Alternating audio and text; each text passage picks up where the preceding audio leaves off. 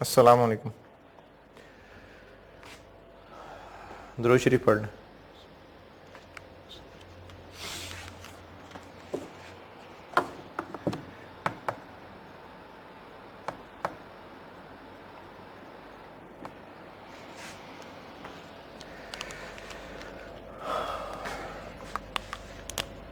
कब डिबेंचर्स खरीदे थे? सर ये इसी बच्चे में जी, सर 1 जनवरी को होता है।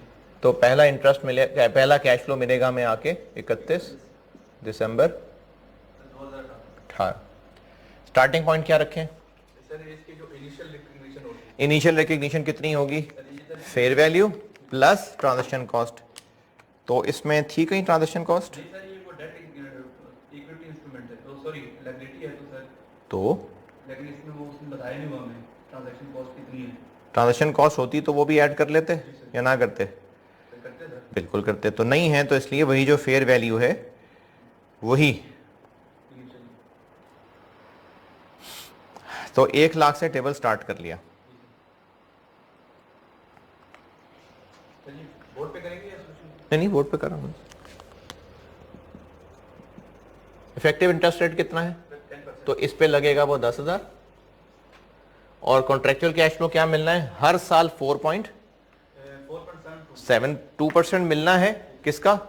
ये जो इंटरेस्ट होता है ना, ये जो डिबेंचर्स वगैरह हैं, जिस तरह आपको ये बात पहले पता होगी, ये आपने इनिशियल स्टडीज में किया हुआ है, वैसे भी समझ होगी इस बात की कि जो इंटरेस्ट की परसेंटेजेस होती हैं, डिस्काउंट, प्रीमियम, ये फेस वैल्यू पे लगा करते हैं। डिवेंचर, टीएफसीज, इनमें जो इंटरेस्ट की परसेंटेज है ना, वो फेस वैल्यू पे लगती है। तो फेस वैल्यू कितनी थी? 1,25,000। फेस वैल्यू को पार वैल्यू, नॉमिनल वैल्यू भी कहते हैं। तो 4.72% किसका? सर 1,25,000 का। कितना? 5,900। This plus this minus this.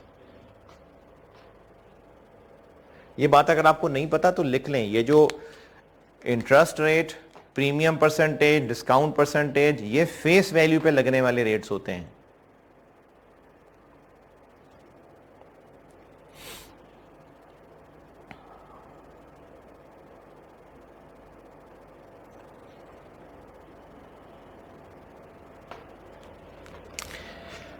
जी, क्या बच गया?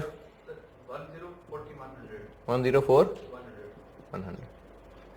अगले साल ये ओपनिंग है 31 दिसंबर 19 104 100। अब इस पे 10% लगेगा 10410। और कॉन्ट्रेक्चुअल कैश फ्लो 59 ही है। क्या बच गया? 108 610 59। ये क्या हो गया? 10861। इधर क्या बच गया?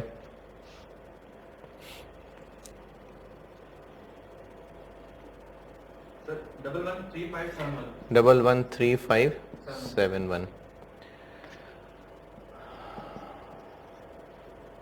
11357। 1500।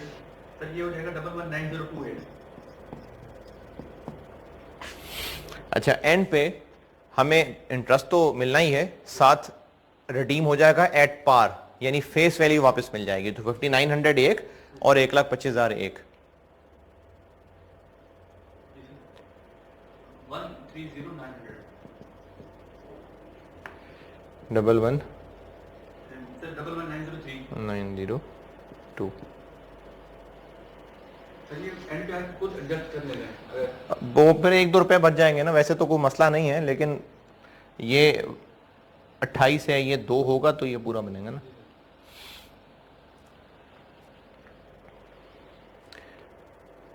ये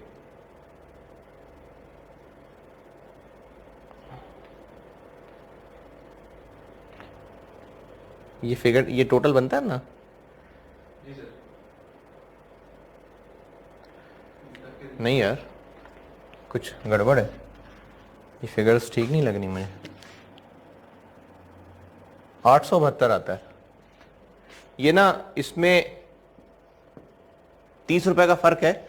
असल में जो इसका इफेक्टिव रेट होना था ना, वो होना था लेट से 9.99 कुछ, तो 10% करने की वजह से वो राउंडिंग ऑफ का डिफरेंस आ गया। इतना ज़्यादा डिफरेंस कोई बात नहीं, जितनी बड़ी अमाउंट उतना ज़्यादा डिफरेंस, कोई मसला नहीं। ये आखिर में 10% लगाएं तो ये 11903 बनता है ना। जी सर, मेरा जी हाँ। हाँ, लेकिन वो 30 रुपए का फर्क आ जाएगा इससे, तो एंड पे जीरो हो गया टेबल, नहीं सर, नहीं हुआ ना, 30 रुपए का फर्क आ रहा था ना। हाँ, तो वो राउंडिंग ऑफ की वजह से, तो मैंने इसलिए इसको कम कर दिया, ये जीरो करना है एंड पे। तो ये खुद अगर ना करें सर, नंबर काट देते हैं इसके। नहीं, नहीं काटेगा, लेकिन बुरी बात है ना, जब एंड हो गया तो फिर 32 रुपए बचा के कहाँ करने हैं, तो इसी आखिरी इंटरेस्ट में एडजस्ट हो जाएगा वो।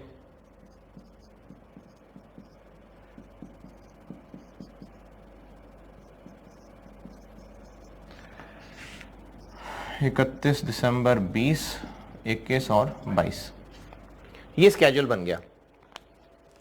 अब इसमें रिक्वायर्ड था कि एसओसीआई के एक्सट्रैक्ट्स बनाएं, तो इसमें से एसओसीआई वाली आइटम कौन सी है? ये हमारा इंटरेस्ट इनकम है, ये हमारे लिए इनकम हुआ करेगी, तो एसओसीआई में हर साल ये इनकम आती जाएगी। दूसरी चीज क्या पूछिए? एसओएफपी के एक्सट्रैक्ट्स। एसओएफपी में क्या आएगा? इन्वेस्टमेंट है, इसका बैलेंस आएगा, करंट में, नॉन करंट में, या दोनों में। सर ये अगर हम जिस साल पे खड़े हैं तो उससे आगे देखेंगे। हम इस वक्त बैलेंस शीट अगर बना रहे हैं लेट से 2018 की, तो हम यहां खड़े हैं ना, और 2018 में कितना बैलेंस है? इतना। अगले साल में अगर इसमें से कुछ पोर्शन मिल रहा होता तो वो पोर्शन करंट में आ जाता, बाकी नॉन करंट में आ जाता, लेकिन इसमें से नहीं मिल रहा।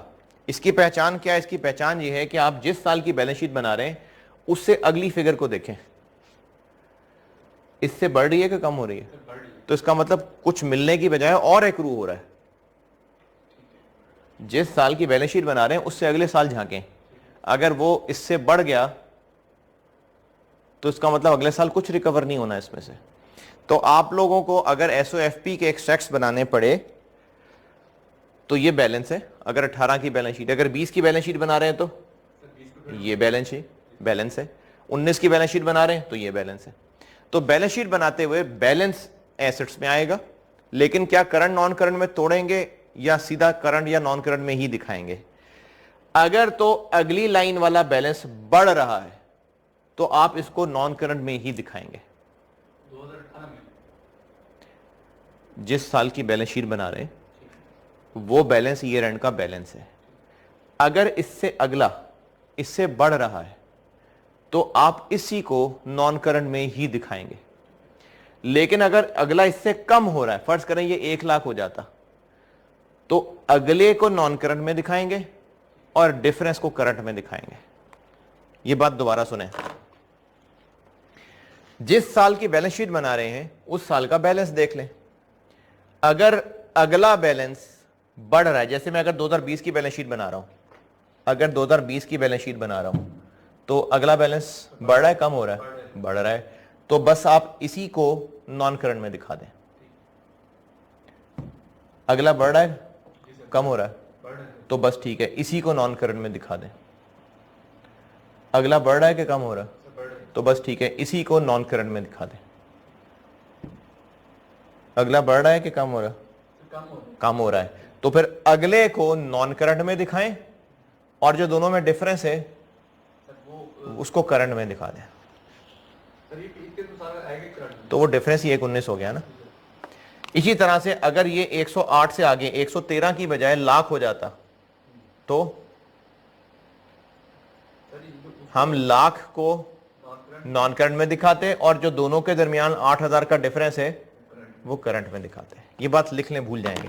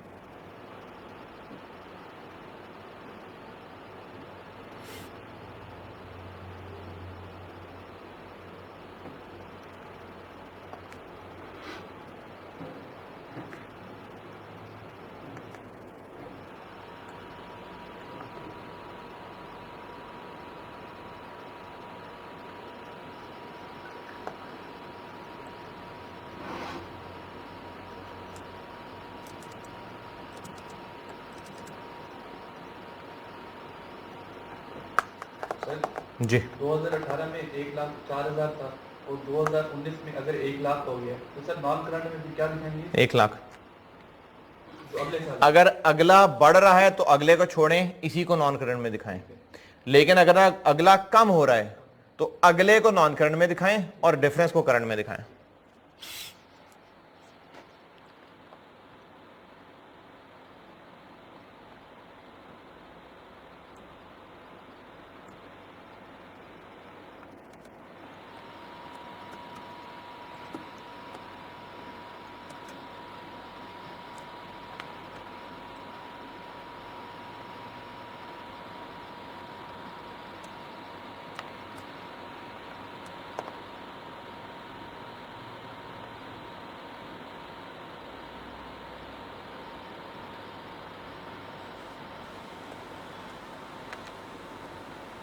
सर ये इसलिए हम कर रहे हैं, अगर कम हो रहा है तो इसका मतलब कुछ इस साल में मिल गया है। जी, तो जो मिल गया है सर वो उसको फिर हम करंट में दिखा रहे हैं डिफरेंस। मिल जाएगा। ये सर वो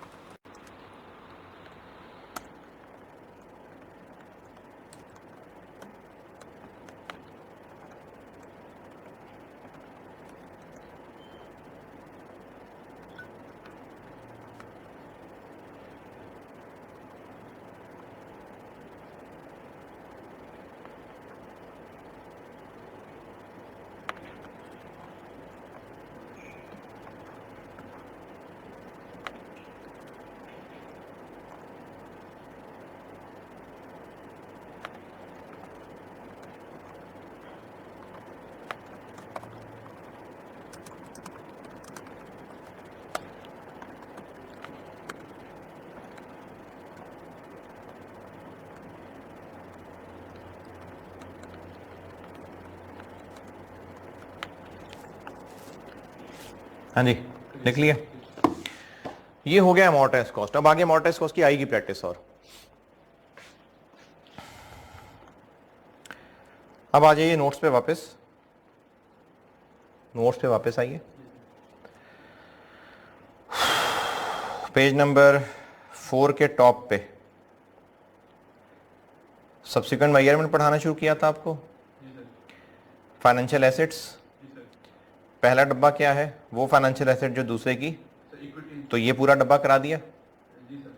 अगला डब्बा क्या है? फाइनेंशियल एसेट जो ऑल अदर इक्विटी इंस्ट्रूमेंट। है, नहीं नहीं, बस ये हो गया ना पूरा टेबल। अब इस पेज पे अगला टेबल क्या है? सर जो उसकी लायबिलिटी फाइनेंशियल एसेट जो दूसरे की फाइनेंशियल लायबिलिटी है। इस डब्बे में पहला सेल कौन सा है? सर अमोर्टाइज्ड कॉस्ट वाला सर। एमोर्टाइज्ड कॉस्ट वाला। इसके आगे चारों लाइनें लिखी हैं, ये पढ़ लें।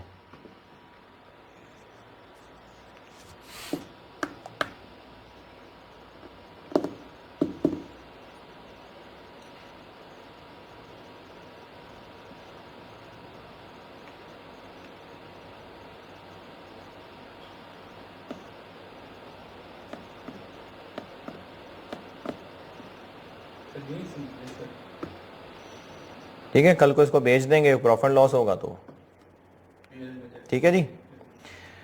क्वेश्चन नंबर 3, 4, 5 कर लिया।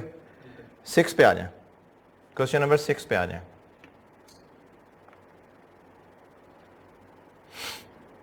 पढ़ लें।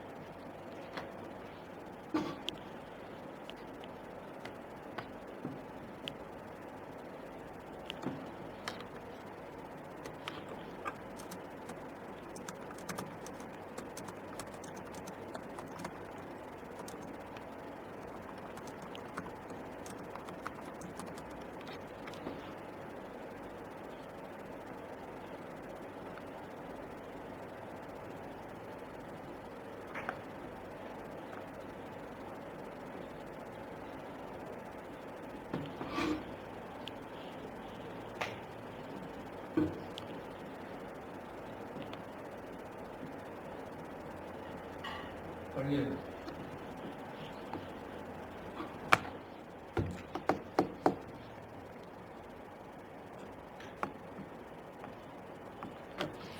पढ़ लिया। इसका पार्ट ए करता हूं मैं। पार्ट ए क्या है जी? Sir business model is to hold bond until redemption date. Sir इसको हमने बेचना नहीं है सर, कॉन्ट्रेक्चुअल कैश फ्लोज के लिए रखना है। तो कौन सी क्लास? Amortise cost.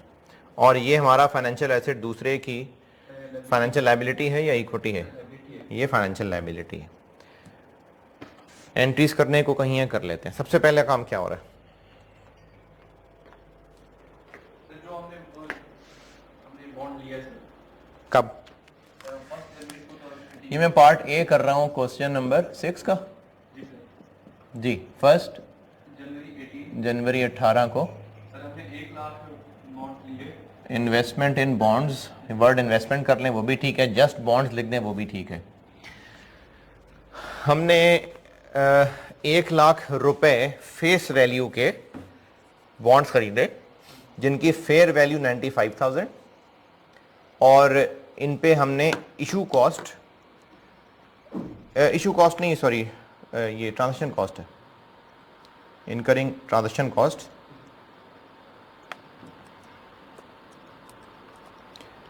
2,000 की। बॉन्ड रिडीम हो जाएंगे। क्या हुआ सर? ये जो हमने फर्स्ट लाइन पे लिखा हुआ है रुपीज 1 लाख, आगे लिखा हुआ 5% बॉन्ड, मतलब 1 लाख में जो 5% है उनकी वैल्यू 95,000 है फेयर वैल्यू है नहीं। ये जो लाइन लिखी हुई है ना 5% बॉन्ड्स, ये इनका इंटरेस्ट रेट है। ये जो बॉन्ड्स के नाम के साथ परसेंटेज है ना, ये इसके इंटरेस्ट रेट को डिफाइन किया जाता है। यानी 10% बॉन्ड्स, 15% बॉन्ड्स, ये होता है कि कितने परसेंट इंटरेस्ट मिलना है हर साल। तो 5% बॉन्ड्स यानी उनका इंटरेस्ट रेट है। ये जो अगला 95,000 है ना, ये 1 लाख 5% 95,000, ये इत्तेफाक से मैच हो रहा है। ऐसा नहीं है कि 1 लाख में से 5% माइनस किया तो बाकी 95,000 बन गया, ऐसा नहीं है। जितने हमने बॉन्ड्स खरीदे हैं उनकी फेस वैल्यू 1 लाख है और हमने खरीदे कितने के हैं?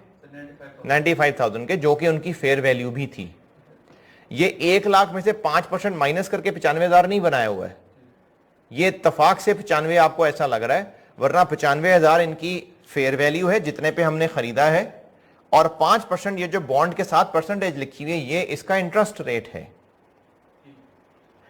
ये हमने खरीदे 95,000 रुपए के, तो ये 1 लाख रुपए फेस वैल्यू क्यों बताई है?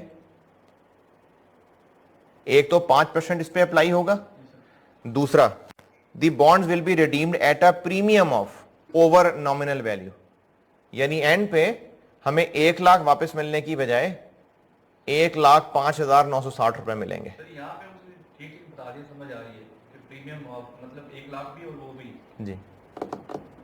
बाकी क्वेश्चन वो साइलेंट होता है सर। बाकी कौन से क्वेश्चन? जो अभी इससे पहले नहीं, उसमें लिखा था एट पार। साइलेंट क्या था बताया था? At par. अब समझिए sir, at par fair value face value, और इसका इफेक्टिव इंटरेस्ट रेट 8% है।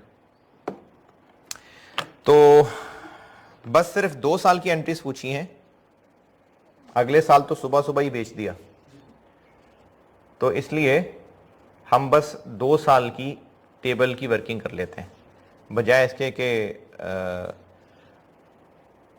2020 तक की एंड की करें। जरूरत नहीं है क्योंकि एंट्रीज पूछी है ना, तो 2020 के एंड तक की वर्किंग की जरूरत नहीं है। सर लेकिन फिर ये सेल्स की एंट्री दिखानी तो चाहिए।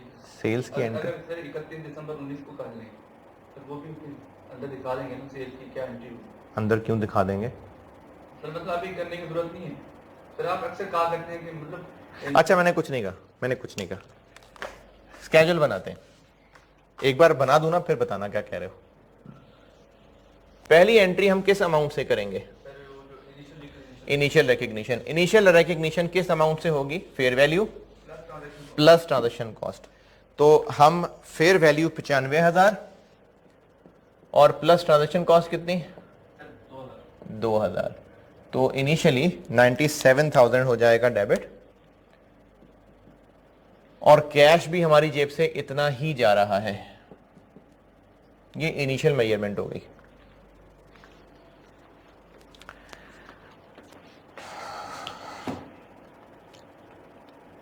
सर एंट्री साथ साथ करनी है, पहले टेबल बना लें फिर एंट्रीज कर लें? जो मर्जी कर लें यार।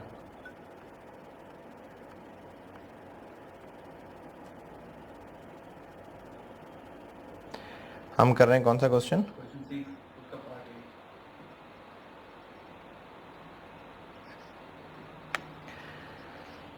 अब साल के एंड पे इंटरेस्ट की एंट्री करनी है तो वो एंट्रीज तो अब रोकनी पड़ेंगी, टेबल पूरा बनाना पड़ेगा। स्टार्टिंग पॉइंट आ गया 97। मैंने पहली एंट्री सिर्फ इसलिए की थी 31 दिसंबर 18। इस पे लगेगा इफेक्टिव इंटरेस्ट रेट कितना? सर 8%। कितना? 7760। 7760। कैश कितना मिलेगा? सर 5960। क्या कर रहे हो यार? 31 दिसंबर 18 को हमें क्या कैश मिलेगा? सर इस पे इंटरेस्ट लगाएंगे हम। किस पे? जो हमारे फेस वैल्यू दी हुई है sir 5000। This plus this minus this.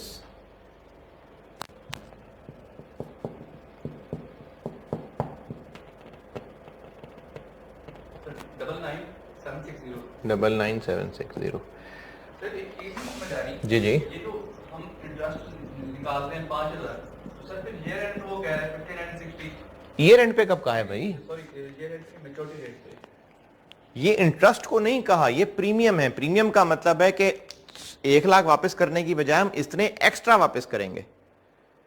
Interest देना अलग है, प्रीमियम का मतलब है कि जो एंड पे पैसे देने थे उस पे इतने पैसे और देने हैं। मतलब 1 लाख भी और ये भी। हाँ, और इंटरेस्ट तो अलहदा है ही है, अच्छा वो भी। वो तो पर एनम है ही है। अब इस 99760 पे इंटरेस्ट 8%। इनकम किस रेट पे लगेगी? इफेक्टिव रेट पे कितना? 7981। 7981। और कॉन्ट्रेक्चुअली कैश फ्लो कितना मिल रहा होगा? 5000। 5000 ही मिल रहा होगा।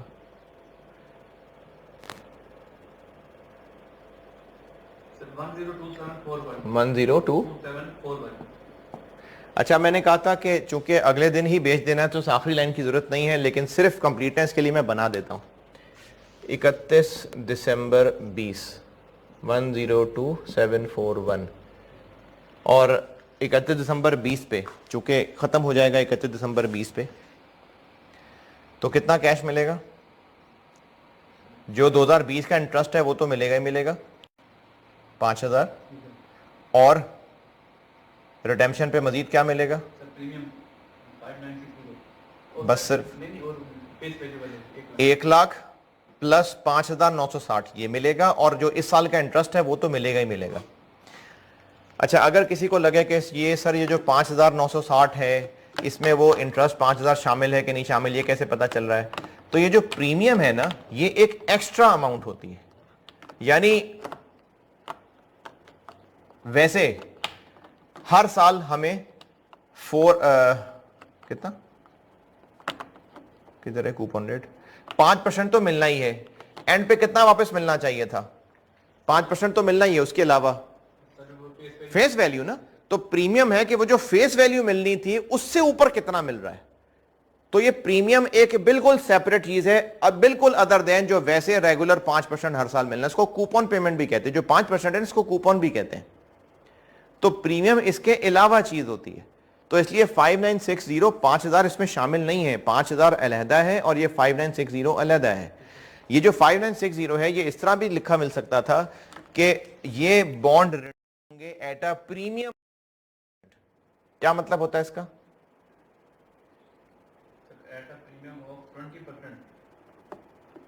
ठीक है सर, मतलब ये fair value fair value 1 lakh sir. Face value face value ठीक है, उसमें सर प्लस इंटरेस्ट उसका फिर 20%। किसका 20%?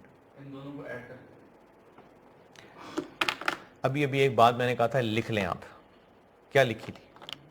Interest, dividend, discount, premium percentages किस पे लगनी है? ये फेस वैल्यू पे। तो किसका 20%? 1 लाख का 20%।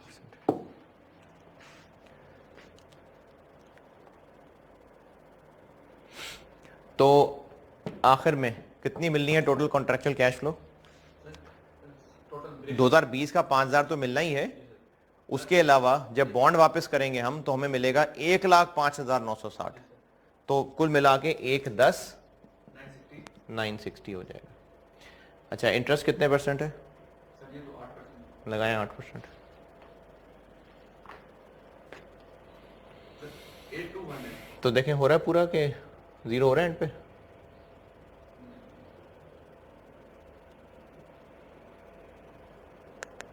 जी सर हो रहा है। ठीक।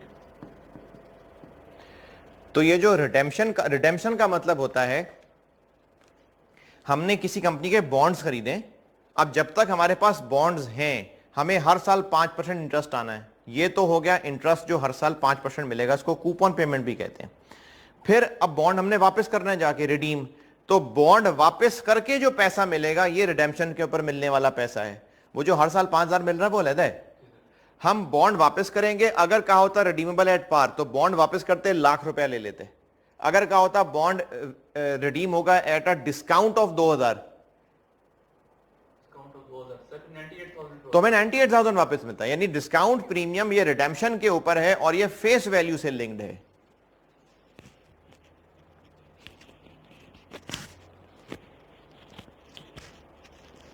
ठीक है। इस टेबल में आखिरी लाइन की जरूरत नहीं थी, मैंने सिर्फ कंप्लीटनेस के लिए बनाई है, क्योंकि 2020 तो एंड हुआ ही नहीं ना, सवाल तो उससे पहले खत्म हो गया। मैंने सिर्फ कंप्लीटनेस के लिए आखिरी लाइन बनाई है। चले एंट्रीज पे आता हूं। सर इसमें ये हो सकता है ना, यहाँ तो हमने शेयर सारे के सारे जो बॉन्ड थे बेच दिए थे, सर कुछ बेचते और बाकी रह जाते, तो सर इस टेबल में फिर उन बाकियों का वो आगे कंटिन्यू करते या फिर हम उनका टेबल अलग बनाते। सर वो डिस्पोजल और कंटिन्यू कैसे? जी, वरना कैलकुलेशंस खराब हो जाती। जी एंट्री अब क्या करूं आगे? सर ये इंटरेस्ट इनकम तो ईयर एंड पे आके 31 दिसंबर 18, ये जो हमारी 7760 है ये हमारी इनकम बनेगी। इन्वेस्टमेंट मजीद डेबिट, और इसको इंटरेस्ट इनकम कह लें वो भी ठीक है, इन्वेस्टमेंट इनकम कह लें वो भी ठीक है।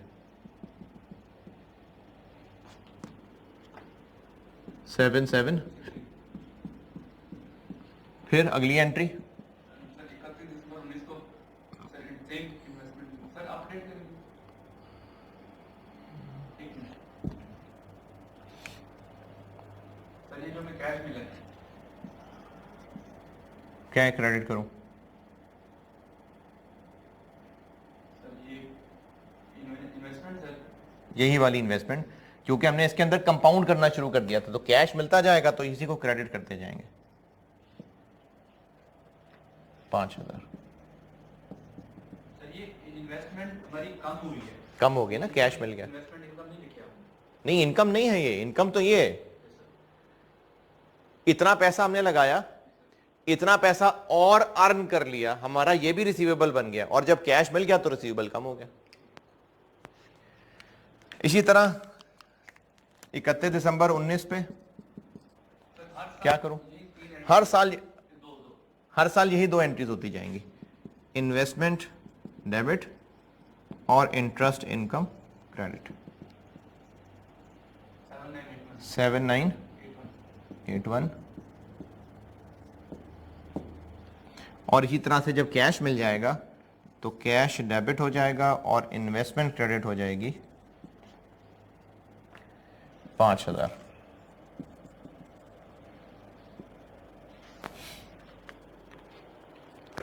फिर अगले दिन हमने इनको बेच दिया। 1 जनवरी 20 कैश डेबिट कितने का बेचा? 105,000। इन्वेस्टमेंट क्रेडिट क्योंकि बस खत्म। हमारी बुक्स में कितने पे आ रही थी ये? 102,741 पे आ रही थी। 31 दिसंबर 19 पे वो बैलेंस है ना, तो फिर बस खत्म, एंट्री तो टैली नहीं हुई। टैली नहीं हो रही सर, जो बैलेंस होगा सर वो उसमें जाएगा। भाई बेच दिया हमने, एक एसेट बेच दिया, महंगा बेचा, सर कुछ गेन लॉस तो आएगा। तो ये कुछ जो है वो कितना है? ये वही कुछ है, जो इनका डिफरेंस है वो गेन ऑन डिस्पोजल है ना, तो वो गेन ऑन डिस्पोजल हमारी इनकम बन जाएगी। जस्ट प्रॉफिट ऑन लॉस लिख दें वो भी ठीक है, प्रॉफिट ऑन डिस्पोजल कह दें वो भी ठीक है। 2259 ये है अमोर्टाइज्ड कॉस्ट।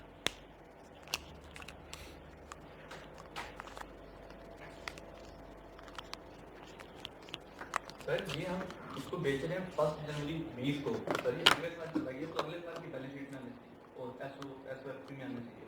तो मैंने कहाँ बनाई है एसओएफपी? मैं वैसे पूछ रहा हूँ कि आएगा अगले जब साल? बेच ही दिया तो फिर एसओएफपी में क्यों आएगा? नहीं सर ये गेन तो आएगा ना, प्रॉफिट ऑन डिस्पोजल ये एसओएफपी में आ जाएगा। एसओसीए में।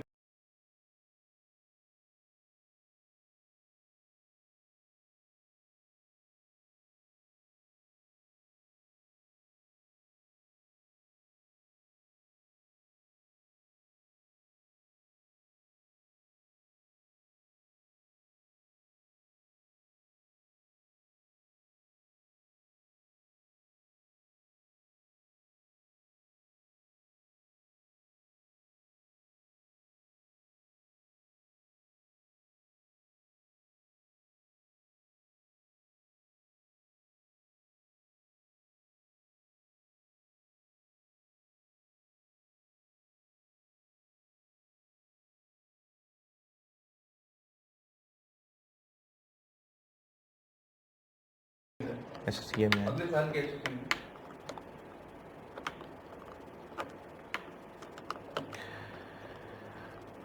Amortised cost okay.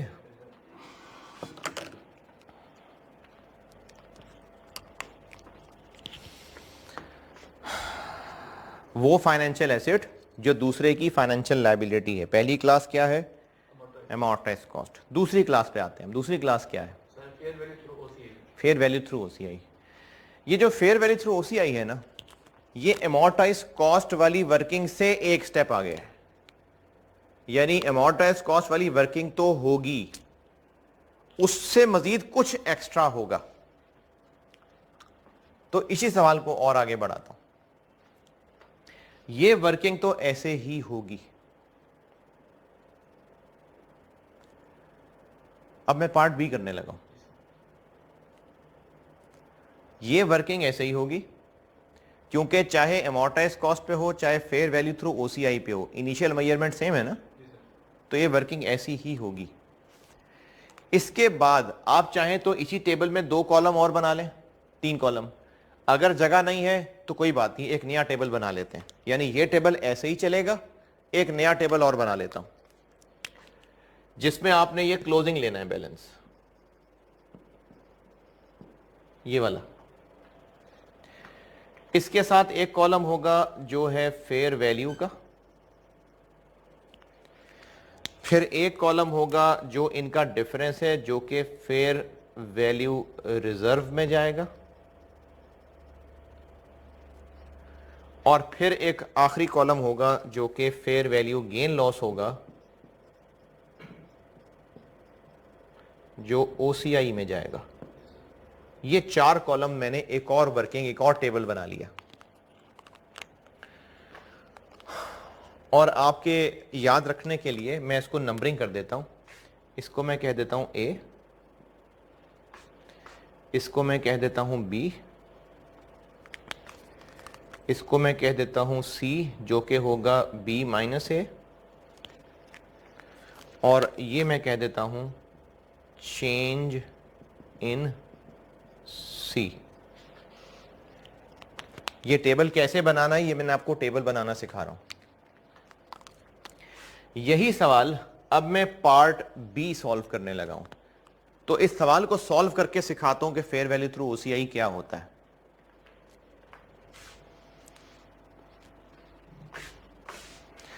सबसे पहली बात मैंने ये की कि ये टेबल तो ऐसे ही बनेगा। अगर आप इसी कॉलम में, इसी टेबल के अंदर 4 कॉलम, 3 कॉलम और जोड़ लेते हैं तो ठीक है, लेकिन अगर आपको लगता है पेज पे जगह नहीं है तो बस ये टेबल अलग बना लें, ये टेबल अलग बना लें।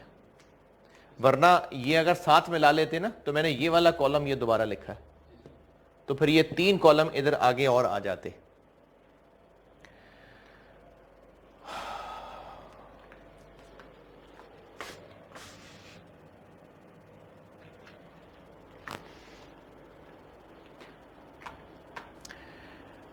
पहली एंट्री ऐसी ही होगी, ये एंट्री और ये एंट्री ऐसी ही होगी, तभी तो मैंने कहा अमॉर्टाइज कॉस्ट वाला ही काम है। एक नई एंट्री और आ जाएगी,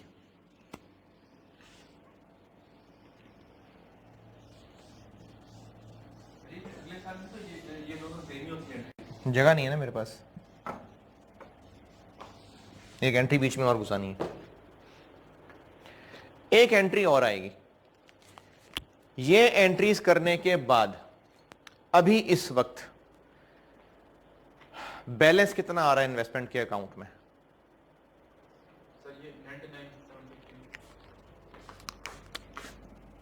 99,760 31 दिसंबर 18।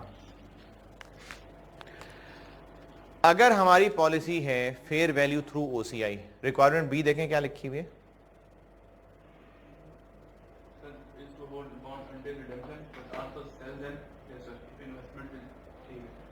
सर हमने कॉन्ट्रैक्चुअल कैश भी कमाना है और इसको एंड पे भेज देना है। एंड पे नहीं भेज देना, मैच्योरिटी डेट। ये कब लिखा है मैच्योरिटी डेट पे भेजना? अगर sir higher investment income available हो तब बेचेंगे। कब बेचेंगे?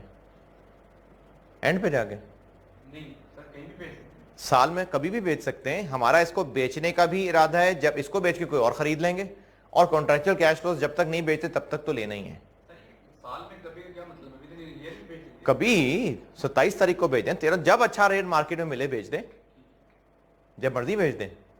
सर इंटरेस्ट जो आएगा उसको भी डेट में कन्वर्ट करना पड़ेगा। नहीं, इंटरेस्ट हमें आएगा ही क्यों? अभी नहीं, कौन सा इंटरेस्ट, ये वाला या कॉन्ट्रैक्चुअल कैश फ्लो? सर ये वाला। ये वाला, ये तो फिर वही उसी टाइम पीरियड के हिसाब से होगा ना, ये तो नहीं महीनों के हिसाब से होगा। अगर हम कहीं साल के दरमियान में बेच देते हैं तो ये इंटरेस्ट फिर उतने ईयर्स उतने महीनों का होगा। तो ये फेयर वैल्यू थ्रू ओसीआई वाली क्लास में फॉल कर गया कि नहीं? क्योंकि हमारा फाइनेंशियल एसेट है, किसी दूसरे की फाइनेंशियल लायबिलिटी है, और इससे हमने बेचने का भी इरादा रखा हुआ है, और जब तक नहीं बेचते तब तक कॉन्ट्रैक्चुअल कैश फ्लो का भी इरादा रखा हुआ है। तो ये हो गया फेयर वैल्यू थ्रू ओसीआई वाली क्लास। इसका तरीका ये है कि हम अमॉर्टाइज वाली सारी वर्किंग तो करेंगे ही करेंगे, बिल्कुल सब वैसे ही होगा।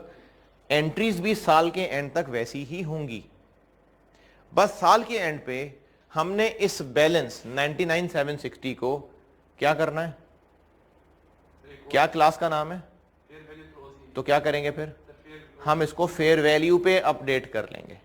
तो इस 99,760 को जब फेयर वैल्यू पे अपडेट करेंगे तो कितनी फेयर वैल्यू हो जाएगी 31 दिसंबर 18 पे? 1,10,000। 1,10,000।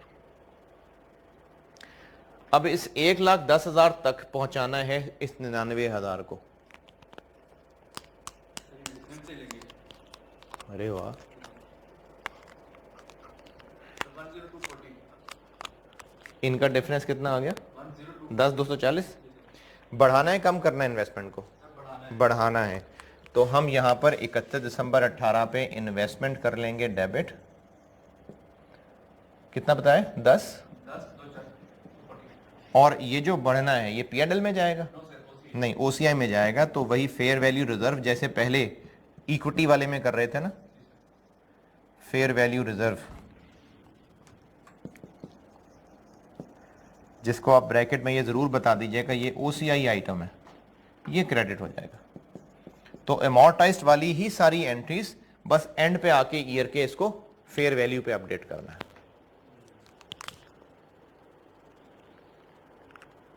तो फिर हर साल 3 एंट्रीज होंगी। हर साल अब 3 एंट्रीज होंगी। इसके बाद अगले साल आ जाते हैं 31 दिसंबर 19 पे। क्या क्या? सर एक तो investment debit, interest interest income credit, कितने से? 7981। 7981। और सर कैश मिलेगा हमें। और कैश मिलेगा, कैश डेबिट, इन्वेस्टमेंट क्रेडिट, कितना? 5,000।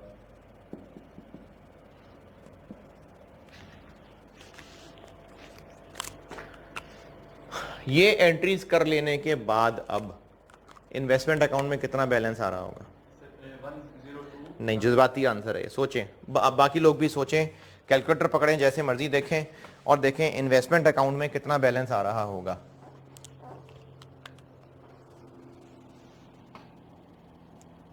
वन 102,741 नहीं आ रहा होगा। सर उसमें ये ऐड करेंगे इन्वेस्टमेंट वाला जो अपडेट बड़ी है इन्वेस्टमेंट।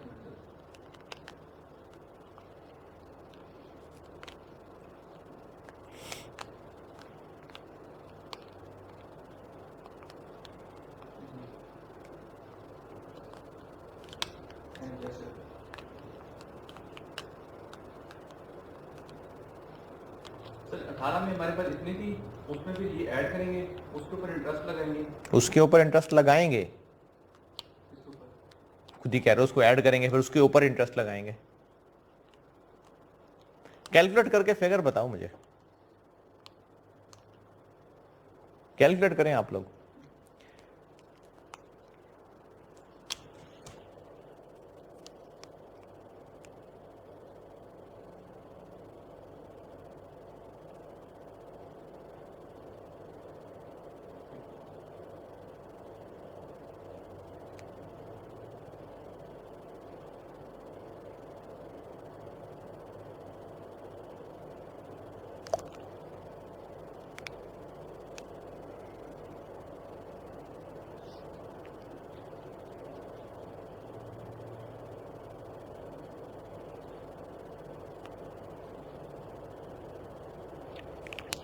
सर 1,10,000 1,10,000 नहीं,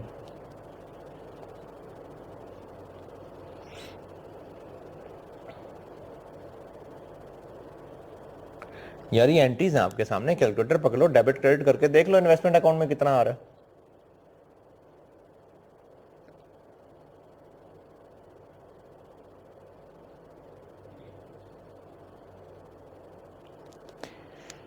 इन एंट्रीज में इन्वेस्टमेंट डेबिट क्रेडिट हो रहा है। यार इंट्रो लेवल का सवाल पूछ रहा हूं मैं, इनमें कहीं इन्वेस्टमेंट डेबिट हो रही है, कहीं क्रेडिट हो रही है, कैलकुलेटर पकड़े, टी अकाउंट बनाना है। तो मैंने पूछा है इन्वेस्टमेंट अकाउंट में कितना बैलेंस आ रहा है 31 दिसंबर 19 पे? सर 1,10,000 आ रहा है 31 दिसंबर 19 पे।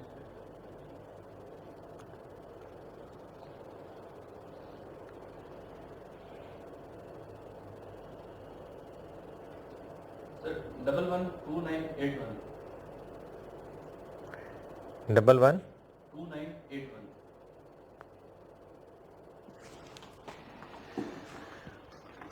इन्वेस्टमेंट पहले डेबिट 97 पे हुई, इतना और डेबिट हुआ, इतना क्रेडिट माइनस हो गया, इतना और डेबिट हुआ प्लस, इतना और डेबिट हुआ प्लस, इतना क्रेडिट हो गया माइनस।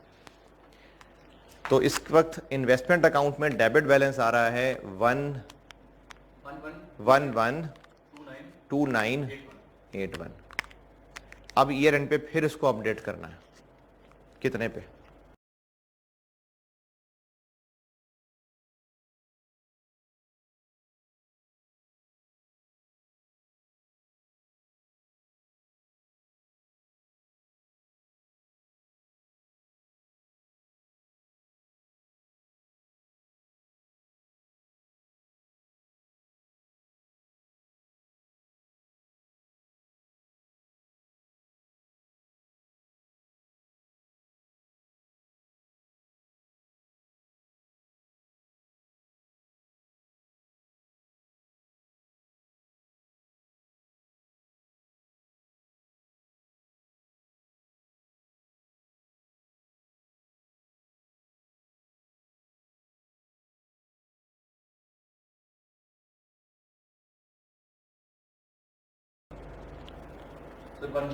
इस वर्किंग को छोड़ें, भी इस वर्किंग को भी इग्नोर करें। मैं आपको इस वर्किंग का फायदा बताने लगा हूं, तो इसलिए पहले इस वर्किंग के बगैर करके देखते हैं, फिर आपको इस वर्किंग का फायदा समझ आएगा। इस वर्किंग को भी छोड़ दें, ठीक है। पहले मैं आपको ये बताऊंगा कि आपको इस वर्किंग के होने से क्या फायदा, क्या आसानी होगी। तो इस वर्किंग, इसको नहीं कह रहा, यानी पेज फाड़ देना, इसकी बात कर रहा हूं। ये तीन एंट्रीज कहां से होंगी? इस टेबल से हो गई। 18 के एंड पे कितना बैलेंस आ रहा है? इतना। टेबल से देखना, टेबल से देख लें, this plus this minus this, ऐसे कर लें। इसको कहां तक पहुंचाना है? तो कितना फर्क आया? इतना। एंट्री कर दी। फिर ये दोनों एंट्रीज ये भी इसी टेबल से मिली। मैंने कहा कि इस टेबल को भी समझे है ही नहीं। फिर एंट्रीज की। अब फिर कैलकुलेटर पकड़े, 1 10 प्लस ये माइनस ये, तो कितना बैलेंस आ रहा है? 112। अब इसको कहां तक पहुंचाना है? तो क्या करूं, बढ़ाऊं कम करूं? कम करें। कितना? जब हम इसको एंट्रीज करके ये 11 2981 पे आ रहे हैं, सर फिर इस टेबल का इस केस में तो कोई ना फायदा होगा। इस टेबल का फायदा नहीं हुआ है, थोड़ा सा है। थोड़ा सा है, बहुत फायदा है। ये फिगर कैसे निकली है? सर ये भी इस टेबल से तो इस टेबल से ही निकली है ना, इसके बगैर कैसे निकाल सकते हैं आप? ये इंटरेस्ट इनकम ऐसे ही निकलेगी जैसे अमोर्टाइज कॉस्ट की इनकम निकलती है। तो आपको ये टेबल बनाना पड़ेगा। ये टेबल नहीं बनाया अभी हमने, ये बनाना पड़ेगा। ये इन्वेस्टमेंट इंटरेस्ट इनकम यहां कैलकुलेट करेंगे तो यहां लिखेंगे ना। तो इन एंट्रीज के बाद कहां पहुंचे हुए हम? 11 कहां तक आना है? 104 कम करना है बढ़ाना है? कम करना है। इन्वेस्टमेंट हो जाएगी क्रेडिट। कितना कम करना है?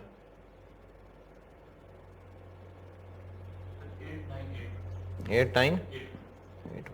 डेबिट क्या करूं?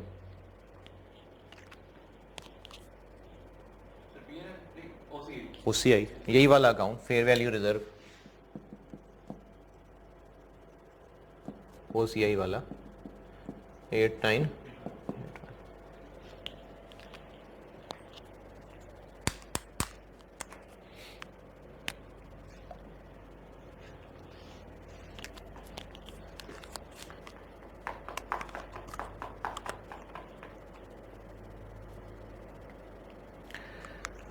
अच्छा, यहां पर एक बात क्लियर कर लें। ऐसे ही किसी के जहन में आ सकता है कि जिस तरह हम रिवैल्यूएशन करते थे, रिवैल्यूएशन अपवर्ड होती थी तो रिवैल्यूएशन गेन OCI में जाता था। ठीक है, मैंने भी पिछले सवाल कराते हुए रिवैल्यूएशन का जिक्र भी किया था कि जैसे हम लोग रिवैल्यूएशन सरप्लस का अकाउंट इस्तेमाल करते थे वैसे फेयर वैल्यू रिजर्व का अकाउंट इस्तेमाल होगा। तो वो अगर आप इसको रिवैल्यूएशन से लिंक करना शुरू कर देंगे तो फिर एक सवाल आपके जहन में आएगा, अभी नहीं तो बाद में आ जाएगा। गेन आया था तो हमने OCI क्रेडिट की थी, बाद में डाउन हुआ तो वही OCI डेबिट कर दी। अगर पहले ही लॉस आ जाता या ये 8 की बजाय 15 हो जाता, यानी जितना गेन आया था उससे ज्यादा लॉस आ जाता, या पहली दफा में ही लॉस आ जाता, तो क्या फिर भी OCI में जाता या फिर वो P&L में चला जाता? जब हम केस OCI का कर रहे हैं तो P&L ठीक है, शाबाश। ये जहन में शैतान वसवसे डालेगा कि देखो ये बिल्कुल वैसा ही है जैसे रिवैल्यूएशन मॉडल होता था, तो वहां जब गेन होता था तो सरप्लस बनाते थे, कल को डाउन होता था तो पहले सरप्लस खत्म होता था, मजीद डाउन P&L में जाता था। यहां पर ऐसा कुछ नहीं है। चाहे गेन हो चाहे लॉस हो, क्लास का नाम क्या है? फेयर वैल्यू थ्रू, तो बस OCI।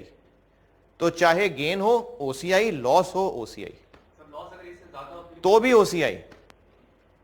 OCI से इधर उधर नहीं होना।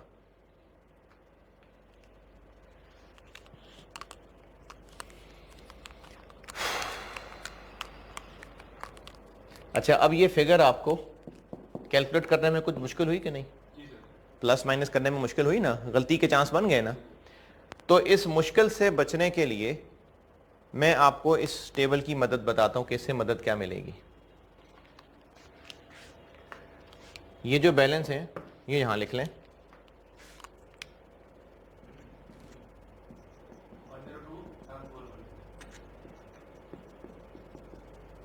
एमोर्टाइज कॉस्ट वाला ही। कितना?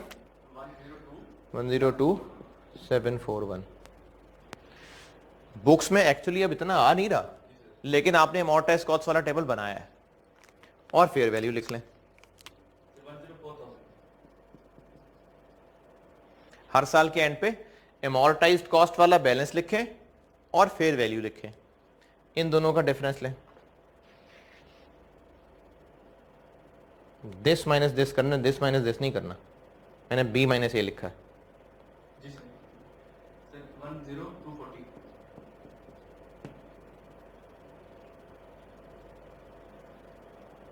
सर 1259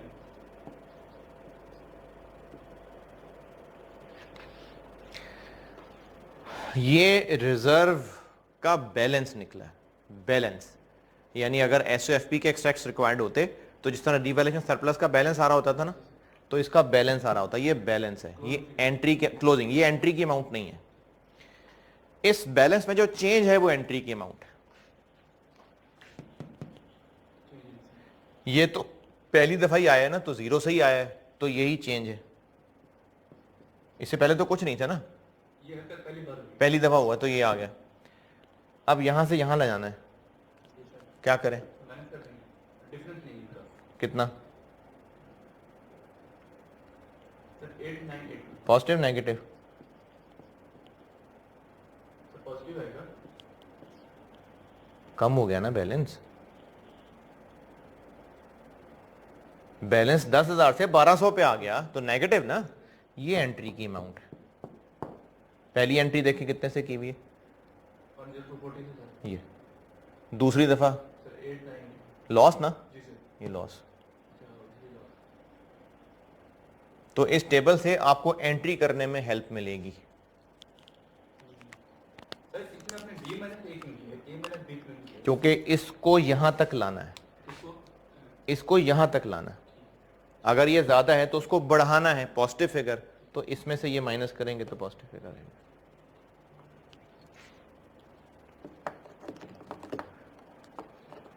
तो इस टेबल की आपको एंट्रीज के टाइम हेल्प होगी।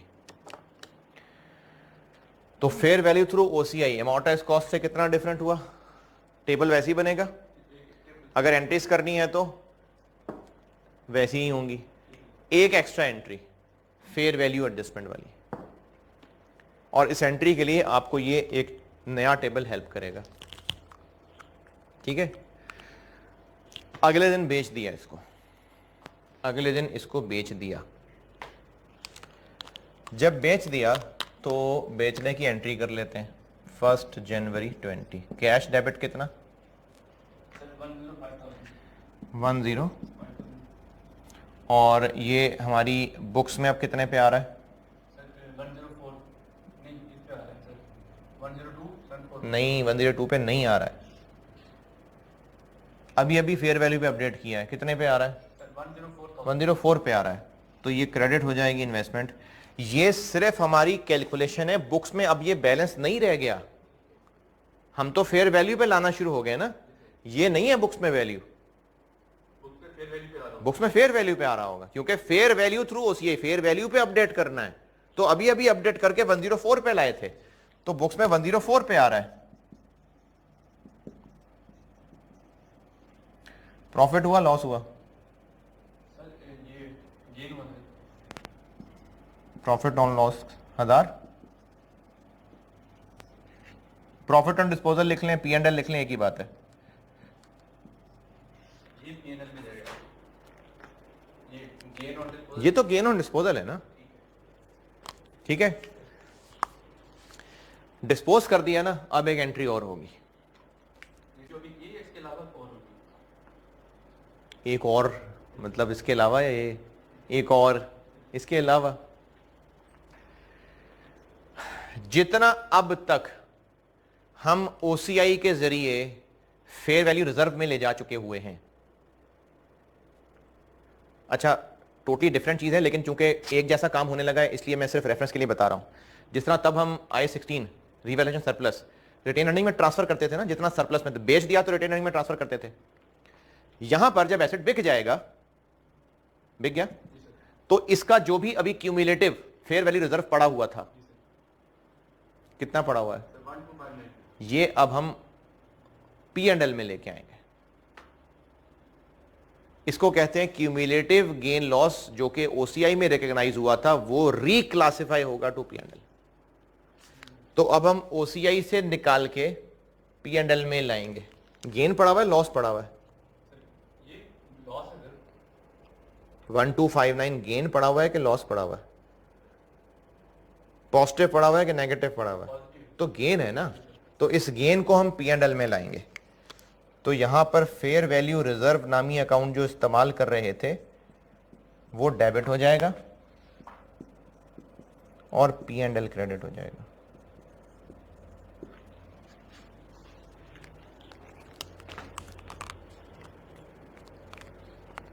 सर ये क्वेश्चन आ रहा है लेकिन समझ नहीं आ रही कि क्या पूछूं।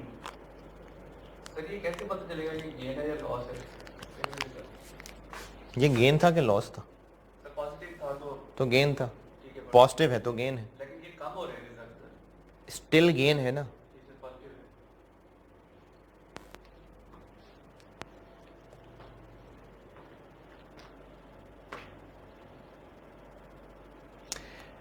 है। इस एंट्री के करवाने का मकसद IS का ये है, इन दोनों एंट्रीज पे मिला के P&L में कितना आ गया? सर 1359 है सर P&L में आपने कहा कितना आ गया? सर वो क्रेडिट है, ये भी क्रेडिट है। सर क्वेश्चन दोबारा। इन दोनों को मिला के टोटल P&L में कितना आ गया?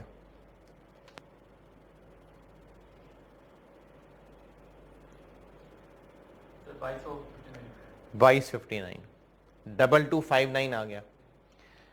अगर फेयर वैल्यू थ्रू OCI ना होता यानी पार्ट ए, तो प्रॉफिट एंड डिस्पोजल कितना आया था? देखें, जब इस सवाल का पार्ट ए किया था तो प्रॉफिट एंड डिस्पोजल कितना आया था?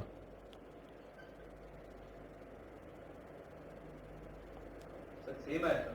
कितना सेम? 2259 2259 ना। तो IS का ऑब्जेक्टिव ये है कि P&L में उतना ही जाए जितना अमॉर्टाइज कॉस्ट पे जाता। तो देखिए उतना ही आया। ये इस टेबल की वजह से जादू हुआ है कि सेम आ गया।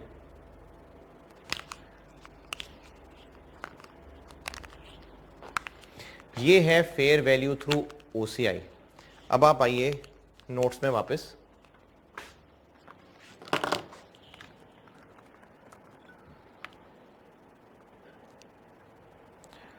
और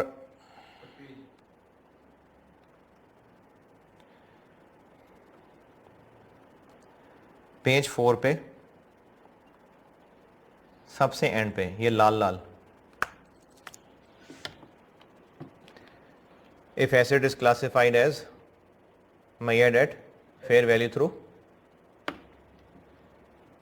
पेज 4 के एंड पे जो टेबल है जी sir fair value to OCI। जी, इसमें सामने देखें जो 4 बुलेट पॉइंट्स लिखे हुए हैं उनमें से तीसरा अभी नहीं बताया आपको, पहला दूसरा चौथा बता दिए, और जो सबसे एंड पे मैंने ब्रैकेट में कुछ टेढ़ा टेढ़ा लिखा हुआ ये भी बता दिया सर ये तीसरा तो आपने अभी किसी भी क्वेश्चन में नहीं बताया। है। ये जो तीसरा है फॉरेन एक्सचेंज रेट वाला, सर ये तो अभी किसी भी क्वेश्चन में नहीं आया। क्वेश्चन में नहीं आया, जी सर। लेकिन ये हम पहले जान चुके हैं ना, जी सर। पहले पढ़ चुके हैं। लेकिन जो यहां पर तीसरा बुलेट पॉइंट है ये टेक्निकल है।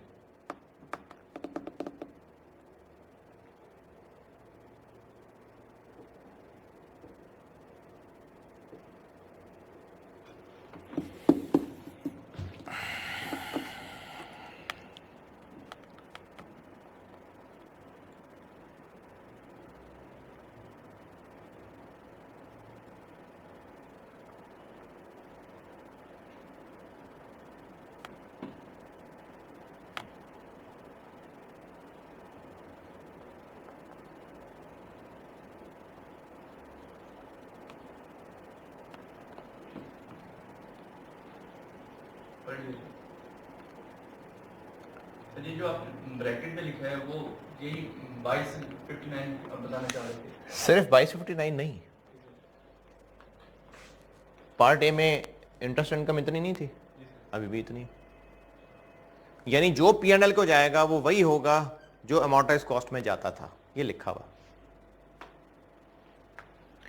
और अगली क्लास में मैं आपको एक्सचेंज गेन लॉस भी करा दूंगा, तो वो भी यही होगा, देखना।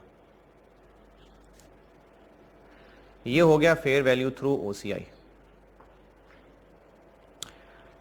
तीसरी क्लास क्या है? Fair value through P and L. ये तो बहुत ही आसान है ना। Fair value through P and L में ये टेबल शेबल कुछ नहीं बनाने, यानी कोई अमोर्टाइज कॉस्ट नहीं, इस तरह की कोई मेहनत नहीं है। Fair value through P and L में सिंपली क्या काम करना है? सिंपली ये काम करना है कि जो इंटरेस्ट मिला करेगा, cash debit interest income credit, और हर साल के एंड पे इस इन्वेस्टमेंट को फेयर वैल्यू पे अपडेट किया करें। टेबल नहीं बनना, टेबल नहीं बनना। हर साल जो इंटरेस्ट मिला करेगा, cash debit interest income credit, जो बचपन में अकाउंटिंग सीखी थी आपने, और जो हमारी इन्वेस्टमेंट है, हर साल के एंड पे वो फेयर वैल्यू पे अपडेट हुआ करेगी। और fair value through P and L का क्या मतलब है? कि जो उसका डिफरेंस आया करेगा वो पी एंड एल में जाया करेगा। That's it. कोई टेबल शेबल नहीं बनाना, कोई इफेक्टिव इंटरेस्ट रेट नहीं है। बस जो इंटरेस्ट मिल रहा है, cash debit interest income credit, और जो इन्वेस्टमेंट हमारा एसेट है वो ईयर एंड पे फेयर वैल्यू पे अपडेट होगा, और जो कमी बेशी है वो पी एंड एल को जाएगी। पेज 5 के टॉप पे तीसरी क्लास आ गई। पढ़ लें इसके आगे क्या लिखा।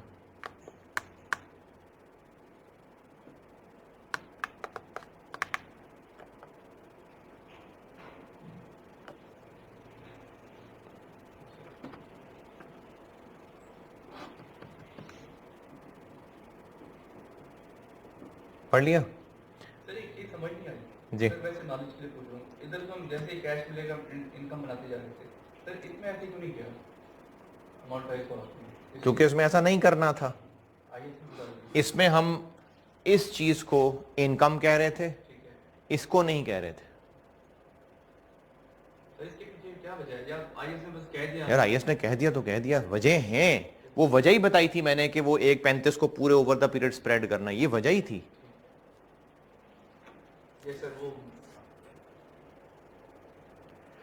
अब एक काम ये करें कि इसी सवाल का ये जो सामने कर रहा हूं मैं, इसका पार्ट सी आप खुद अटेम्प्ट करें। करें एंट्रीज पार्ट सी की, खुद ही करें एंट्रीज।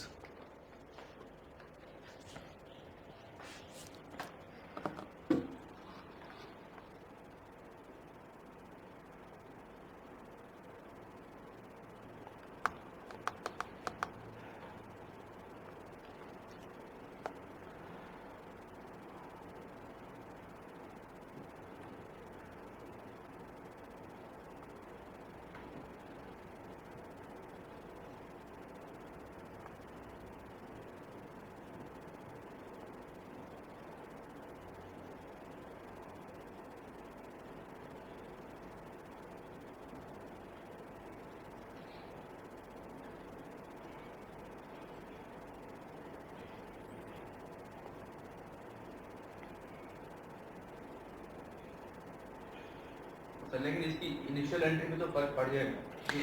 इनिशियल एंट्री पे फर्क पड़ेगा? इनिशियल मेजरमेंट सिर्फ फेयर वैल्यू पे। हाँ, तो इसलिए कहा है खुद ही ट्राई करें।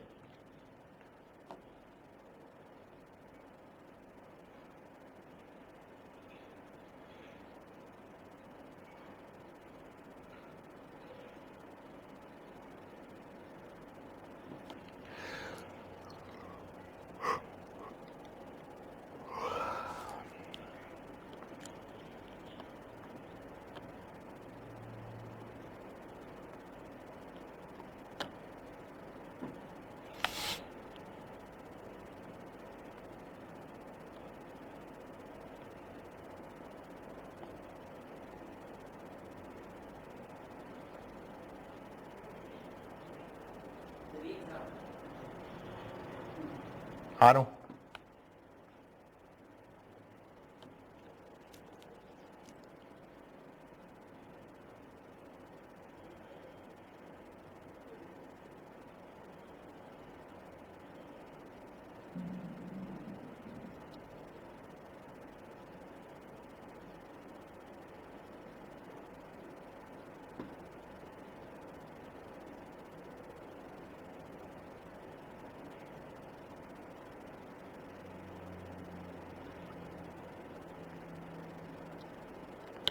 सर सॉल्यूशन पीछे दिया जी जी।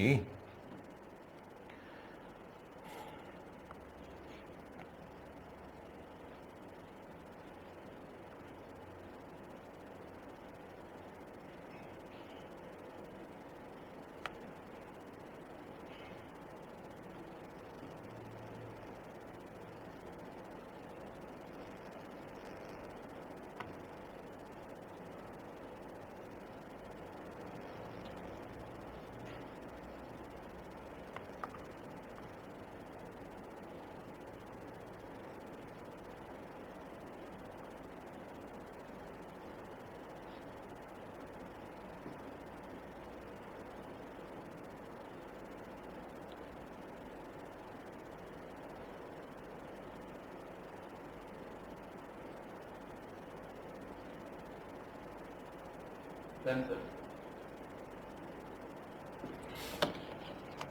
सर एक गलती हुई थी जी जी। ट्रांजैक्शन कॉस्ट को डेबिट नहीं किया था। हाँ जी, डन। ये हो गए वो फाइनेंशियल एसेट्स जो दूसरे की फाइनेंशियल लायबिलिटी हैं। इनकी इनिशियल मेजरमेंट भी हो गई और इनकी सब्सिक्वेंट मेजरमेंट भी हो गई।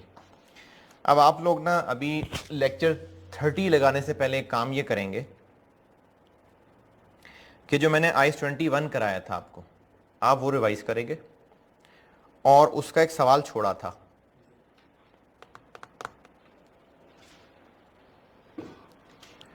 मैंने आईएस 21 जो इससे पहले कराया था उसका एक सवाल छोड़ा था।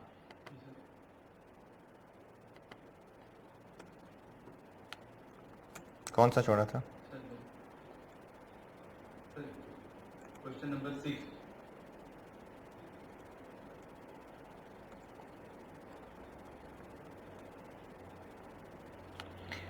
क्वेश्चन नंबर 6 छोड़ा था। इसमें आपने पूरा सवाल कर ले तो बहुत अच्छी बात है, लेकिन एटलीस्ट पॉइंट बी जरूर करना है। पूरा ही कर लें, वैसे पूरा कर लें। आप इसको लगेगा आपको 15-20 मिनट, आधा घंटा लग सकता है, तो आप पहले आईएस 21 रिवाइज करेंगे लेक्चर 30 लगाने से पहले। आईएस 20 रिवाइज करेंगे क्योंकि लेक्चर 30 के अंदर मैंने आईएस 21 कराना शुरू कर देना है। तो आप पहले आईएस 21 रिवाइज करेंगे, फिर जो क्वेश्चन नंबर 6 तब छोड़ा था वो करेंगे, फिर 30 लगाएंगे आप लेक्चर। ओके